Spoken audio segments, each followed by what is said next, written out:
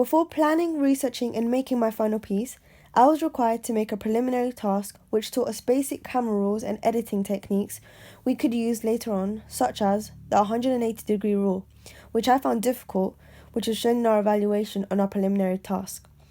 I also learned about how to use a Canon DSLR. As I was inexperienced and was the first time using this camera, I found it very difficult, however I learnt very quickly. Lastly, from this task, I learnt teamwork, as it was the first time we were required to plan and work in a group together. Through the research stages and the preliminary task, this process allowed me to learn and grasp difficult, popular shots used in thriller films. Following the principles we had to include, Match on Action is a shot I found extremely useful when it came to the filming of our thriller film. It is a cut that connects two different views of the same action. Secondly, I also learned about shot reverse shot, which is very fun to film and edit as well, and easy to understand and grasp. This is used when two characters are in a conversation. In terms of editing, this was a very big aspect in both our preliminary task and final piece.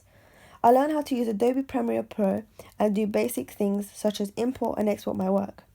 By the time we were editing our final piece, I had learned more advanced skills such as adding fonts and how to darken and lighten scenes.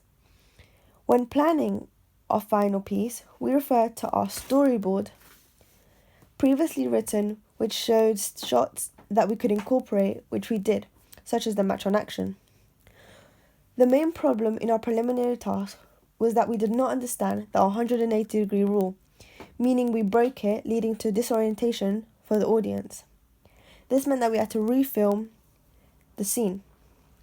In our final piece, however, one of our weaknesses was our camera and quality, as it did not focus correctly and the location was being refurbished, resulting in the scene being blurry for the final piece.